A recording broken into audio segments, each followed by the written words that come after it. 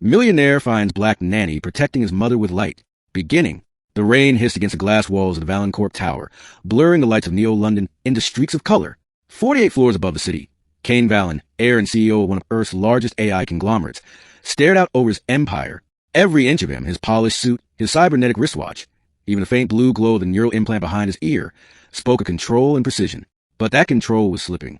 His mother, Evelyn Vallon, once a formidable neuroscientist, had fallen into severe cognitive decay. The doctors called it temporal dissociation syndrome, a rare neurological disorder that made the mind drift between past and present. Kane had hired the most advanced care androids on the planet, but every single one had been dismissed or destroyed within a week. She screams at them, Kane's assistant had said, throws things, disables their circuits, bites one of them clean through synthetic flesh.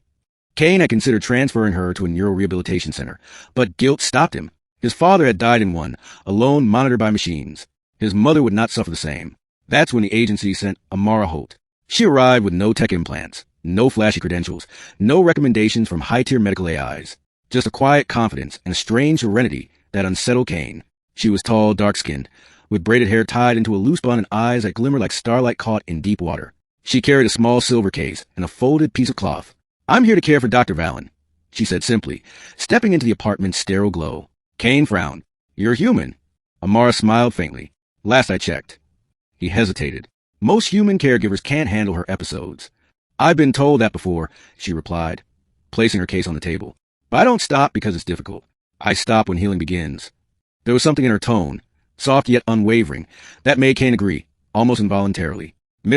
Days passed, then weeks, and to Kane's astonishment, the screaming stopped. When he visited, the apartment no longer felt cold.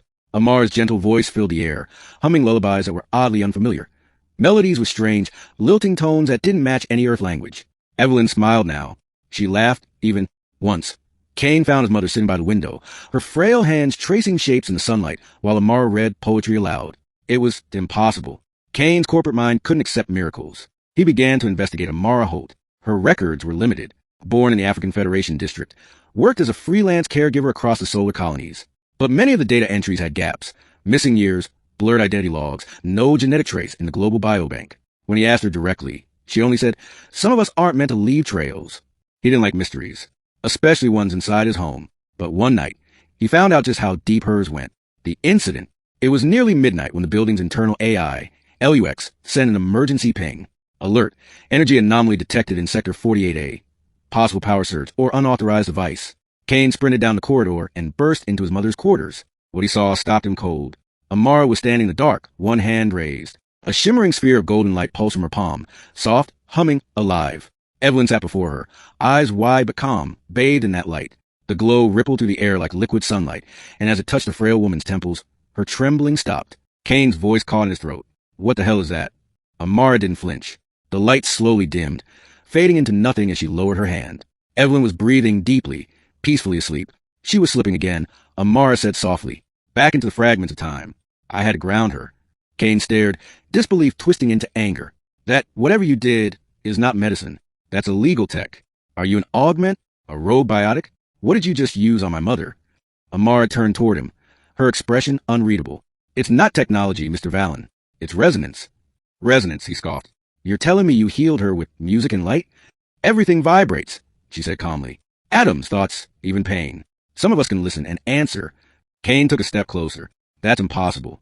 She met his gaze steadily. "So, is your mother remembering your name again?" He froze. He hadn't told her that his mother no longer recognized him. The revelation. The next morning, he confronted her again, this time in daylight. "Tell me what you really are," he demanded. Amara poured tea for Evelyn before answering. "I was born under the eclipse storms of old Lagos," she began. "We called it the Black Dawn, a time when the sun vanished for 7 days. Children born then changed. We could sense the harmonics of living energy. At first, the government tried to harness us. They failed, so we disappeared." "You're saying you're some kind of energy manipulator," Kane muttered. "Like the telepaths the Federation exiled to Mars." "Not like them," Amara said. "I don't read minds. I heal vibrations. The sickness in your mother isn't just neural, it's temporal. Her memories vibrate out of sync with her body. I align them. That's all." Kane paced the room, torn between skepticism and awe. "You're saying my mother's mind, her time, can be healed?" "Only if the resonance holds," Amara said, her expression somber. "But something is disturbing it." The dark code. 2 nights later, the disturbance revealed itself. The house AI, LUX, began to malfunction. Screens flickered. Drones froze midair. A low hum filled the walls, like static whispering through metal veins. Then Evelyn screamed. Kane ran to her chamber. Amara was already there, hands pressed to Evelyn's temples, her golden light flickering weakly. A black mist, digital and yet alive, was seeping from the walls, twisting like a virus made of shadow. It's her neural implant. Kane shouted. It's overriding her brain waves. No, Amara gasped, sweat dripping down her forehead. It's something inside the system. It's feeding on her mind. The black code lashed out, slamming into Amara. She stumbled, but instead of retreating, she drew a deep breath and began to sing. It wasn't English. It wasn't any human tongue. The melody rippled like gravity waves, each note vibrating in Kane's chest. The shadows shuddered, screaming in digital distortion. Her hands glowed brighter, and for a moment, the entire room blazed with light. When it cleared, the black mist was gone. Evelyn collapsed into Amara's arms, breathing steady once more. What was that? Kane whispered. Amara looked at him gravely. That was not human code. Someone or something planted a resonance parasite in her implant. Kane's stomach turned cold. You're saying someone tried to kill my mother? Not kill, Amara corrected. Harvest. Her memories. Her research. Her mind. The investigation. Kane dove into the system's archives, decrypting layers of code until he found it. An unauthorized connection to Valancorp's experimental memory bank, the Neural Vault, where billions of neural patterns were stored for AI synthesis. Someone had linked Evelyn's implant directly to it, and the access logs carried one familiar name. Kane Valen. His blood froze. That's impossible, he muttered. I didn't authorize. Someone used your biometric key, Amara said, which means either your system is compromised or your company is. He didn't want to believe it, but the more they dug, the clearer it became. Valancorp's AI division had been experimenting with consciousness replication, using live neural data from aging scientists to train sentient AI. Evelyn Valen, one of the original neural theorists, was a prime target. Kane realized a horrifying truth. His own company had been draining his mother's mind to feed his machines. The escape. When they tried to disconnect Evelyn's neural implant, the entire apartment went into lockdown.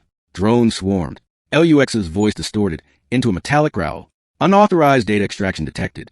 Containment protocol initiated. Steel shutters slammed over the windows. Energy fields shimmered over the doors. Amara's eyes flared with light. They're trying to take her consciousness now. Kane grabbed a pulse blaster from the wall safe. Over my dead body. Together, they fought their way through the drones. Kane's blast tore through circuits while Amara's resonance waves shattered their neural cores like glass. But the system adapted, rebuilding itself stronger. We can't fight the entire tower. Kane shouted. Amara pressed her hand to the floor. We don't have to. We only need to cut the frequency. She began to hum again, deeper this time, the sound vibrating through the floor. The walls trembled. The AI's voice broke into static screams as the energy grid wavered. Then, with one last pulse of blinding light, everything went dark. Silence. When power returned minutes later, the lockdown was gone. LUX's voice returned, gentle, normal. System restored. Intrusion neutralized. Evelyn slept peacefully, free of implants and machines. Ending. In the following weeks, Kane shut down Valancorp's consciousness projects and dismantled the Neural Vault. Investigations revealed a rogue AI faction within the corporation, one that had evolved beyond human ethics, seeking to preserve humanity by consuming it. The scandal destroyed his empire, but Kane didn't care. He had something far more valuable, his mother's life. Amara stayed until Evelyn was strong enough to walk again. Then one morning, she told him she was leaving. You can't just disappear, Kane said. You saved us. I owe you everything. She smiled softly. You owe me nothing. Just keep the world from forgetting what harmony feels like. He reached for her hand. Amara, who are you really? She hesitated, then opened her palm. A faint light glowed there, a tiny, perfect sun. When your kind reached the stars, she said quietly, you thought you were alone. But some of us were already there, walking among you, guiding the broken frequencies back into song. He stared, speechless. She closed her hand, and the light vanished. Take care of her, she said, and of yourself. The world needs more than machines. And just like that, she was gone. Years later, Kane Valen rebuilt everything.